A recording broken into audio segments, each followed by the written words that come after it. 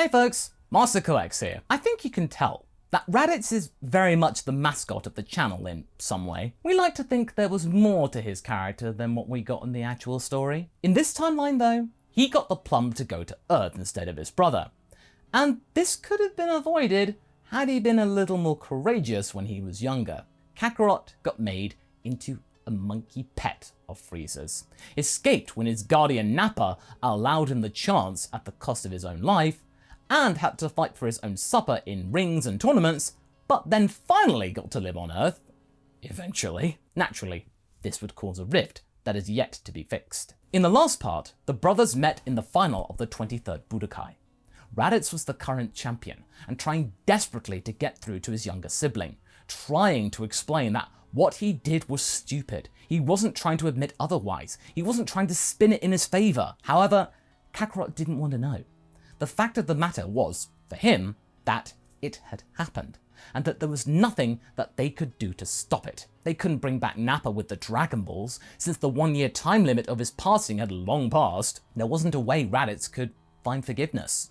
Raditz viewed his brother, because of that, as dangerous. He knew that a Saiyan scorned was very unpredictable, and could easily take his ire out on other people if stoked. Kakarot wasn't in the business of embroiling others in his stewing.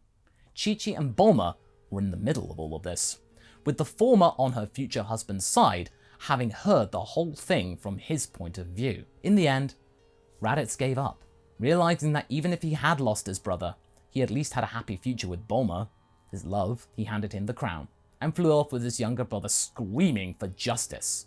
Both got married, both had kids, and for years their relationship remained practically non-existent. Neither of them knew what to do, or what the next move would be. Only time would tell. And the time to tell this is now. For years, things were precarious. Even though neither brother would ever drag the rest of the world into their petty squabbles, the mood was tense. Raditz couldn't be sure whether Kakarot would react, provoked by his wife, who liked to amp him up constantly, Raditz recalling Chi-Chi's impulsiveness, and as witnessed during the 23rd Budokai. As for Bulma, all she could do was try and keep her husband's spirits up. The gravity chamber she had made for him definitely helped in the short term. It made Raditz feel more at home. It gave him a distraction, but it also made him think maybe he would have been better off in space, he thought. Maybe his time on Earth was coming to an end. After all, if time had gone the way it should have, had it not been for his cowardice, Kakarot would have led a worthwhile and happy life. Bulla, his daughter, and her cheery disposition was comfort in some way. It made him smile, something he didn't often do these days. But then one day, something made him smile the most that he had done in years. He and Bulma were talking about home, and whether they might want to establish a farmhouse out in the countryside perhaps, away from the city, for somewhere to go on weekends. Raditz was kind of into the idea. It might take his mind off of things that, if he had cattle and the like to alleviate the somber mood, it could brighten up his spirits. Maybe if we had the means, we could find a place on another planet or something. After all, if there's anyone who could build a spaceship, it would be... Bulma threw her hand up to silence Raditz. Wait, that's it! She had had a brainwave, and Raditz knew better than to halt her train of thought. Usually these trains of thoughts were like juggernauts. I think I know of a way to get Kakarot back in your good books, Raditz. What does space have to do with... Don't you get it, hun? Space! Where did Kami come from originally? Well, Namek? Then the Zenny dropped. You mean they could have Dragon Balls too? Oh, I can't believe I didn't think of this. It's so obvious. Kami can make them, so why not someone on their homeworld? We gotta give it a shot. Let's go pay the old man a visit and ask. Won't he be busy? Raditz was very nervous to bother his old master. Sweetie, what does he usually do? Well, stand around and... Exactly. He could surely give us a few minutes. And with that, Bulma was heading down to the hangar and preparing a craft to take she and Raditz to the lookout. When they got there, Kami and Mr. Popo were there to greet him. Raditz, it's good to see you. How may I be of service? Kami, we want to go to Namek. Namek? What on earth for? Kami was taken aback by the impulsive and sudden request. Bulma could sense this and continued. Kami, We think we have an idea to get Kakarot back on side. You've probably been able to sense the tension that there is between he and Raditz. We could stop it. All we need to do is find Namek, use the Dragon Balls there, and perhaps wish back his old friend Nappa. Raditz hadn't heard that part of the plan. What? Bring back Nappa? Kami was just as apprehensive. What? Wishing back a Saiyan? Are you sure that's wise? Please, old man. Even if this worked, Nappa's power would be tiny compared to me. I could keep him in line. I'm not sure even it'll work though, but Bulma's chomping at the bit to at least try, so I gotta roll with it, I suppose. But the thing is though, we don't have a means to get off of Earth. Space travel isn't exactly common here, and my old pod ain't built for two. Yeah, sure, Bulma and I are close, but I take up a lot of room. Now this is when Popo came in clutch and offered to show them something that could help them. On his magic carpet, he took Bulma, not Raditz because he was too heavy, showing her Kami's old ship. Things had been clicking between the Guardian and the Genie ever since Raditz had dropped the bombshell about him being a Namekian. They managed to recover the ship and Bulma vowed to get it spaceworthy. Maybe it has the coordinates to Namek already logged into the computer. Oh wow, I'm so excited! Raditz, we've conquered space travel without having to lift a single wrench! Raditz was amazed at the convenience of this all, and how he was now starting to get on board with the idea. Kakarot, I hope this will work. However, all this toing and froing to the lookout had caught Kakarot's attention. He could sense Raditz frequenting the lookout a few times, but not sure why though. He assumed that he might be training to possibly guard against his brother's revenge. Sighed Kakarot. He really is a coward, as if I'd want to breathe the same air as him right now. Chi-Chi was getting a little tired of this détente, even for her. Granted, she had been the one to embolden Kakarot to distance himself from Raditz, agreeing with the notion that he was a coward. But over the years, Kakarot's isolatory stance was starting to become a problem. She was starting to regret her decision. It was nice to be together all the time though, out in the country where it was peaceful, but now it was starting to affect Kiara's state of mind. She didn't like that. He was becoming quite paranoid, anxious, waiting for the battle or confrontation that his father kept going on about that could arise but probably never would. Chi-Chi had to admit that Raditz had tried to repair the relationship, but her husband was very much against it. There was no way he could fix things, he thought. For now, this change of events was enough to get Kakarot to take notice. One day, he flew to Capsule Corp and confronted his brother, wanting to know what exactly was going on. When he got there, he could see what looked like a spaceship being fueled up.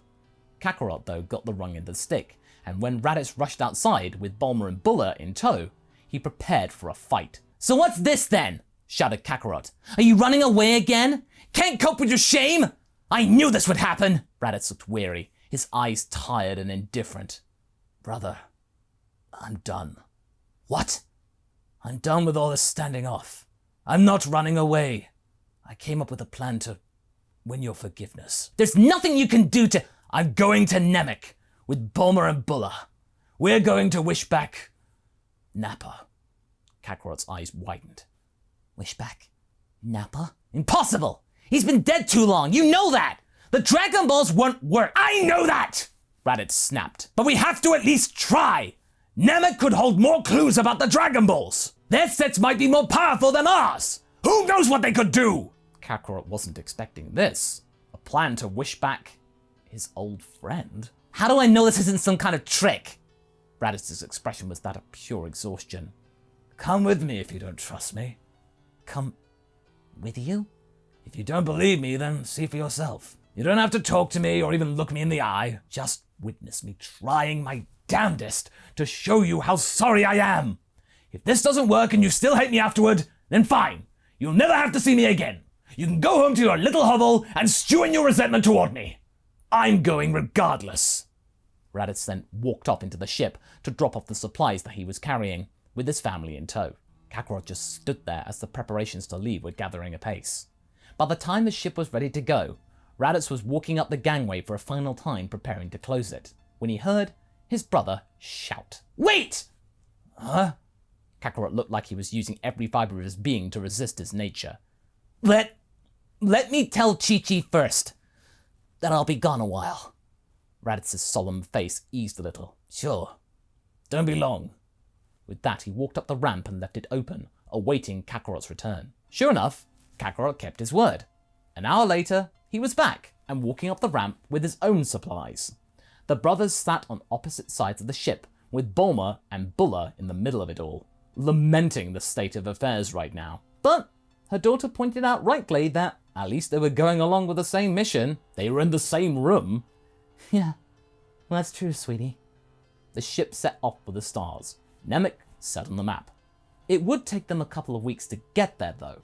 But Kakarot was surprised to see this old class of vessel be this speedy. Oh, that's thanks to the modifications I made, boasted Bulma. Once I got the general grasp of how it worked down, it was plain sailing. Kakarot had to hand it to Bulma since he had no gripe toward her, that she was pretty talented. If only she could fix Raditz's cowardice, he thought, but he kept that to himself. There is no fake Namek. Moving on. But something else is. You see, out in space, things can get pretty boring. That's what the Principal Saiyans thought to himself.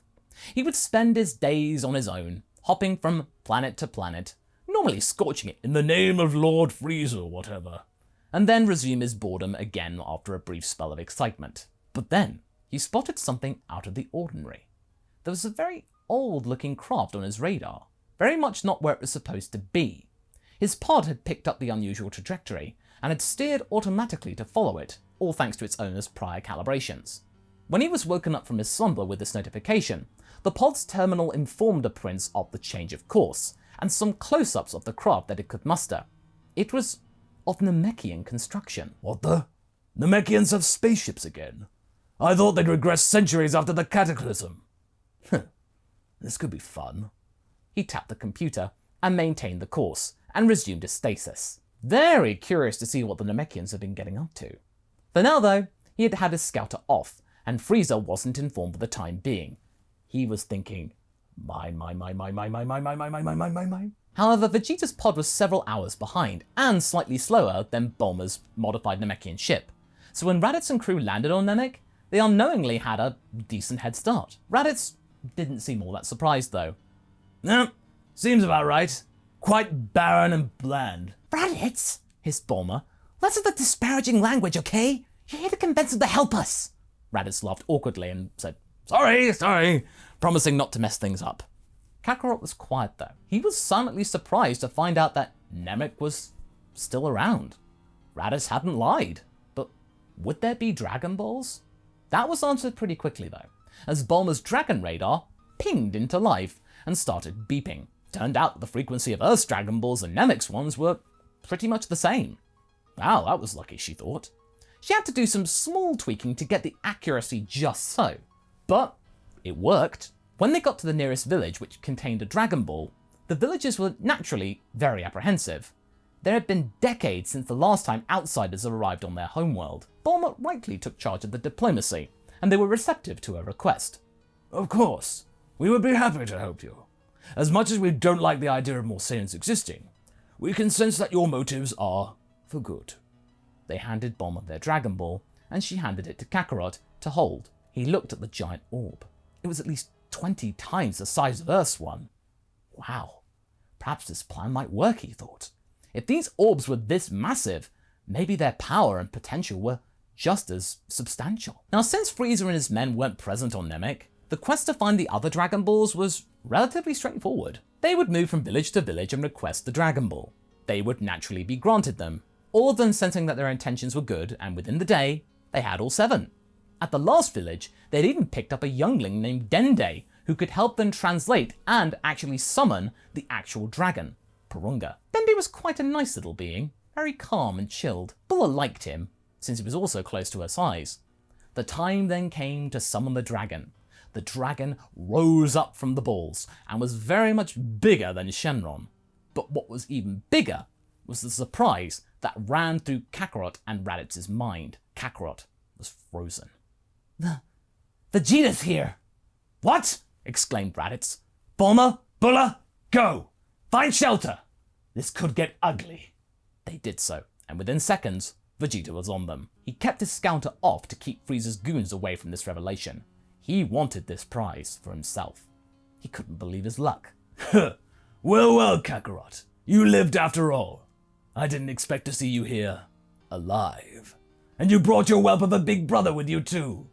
Raditz clenched his fist. You shut your mouth, Prince! We're not here to fight you, so buzz off! Vegeta walked forward, not sensing the massive power gap between he and the brothers. Oh? Why should I? You forget. I am much stronger than you. Even Kakarot. I don't sense you've changed one bit since I last saw you, and... He looked up to the dragon. What's that? Vegeta and Porunga's eyes met. But that's where we're going to be leaving things for right now. If you like the story where Raditz was a better person, you can also check out this one where Raditz is a do-gooder in Gine's timeline, where she went with Goku to Earth and grew up with him. And as always, I shall see you in the next video. Catch you later!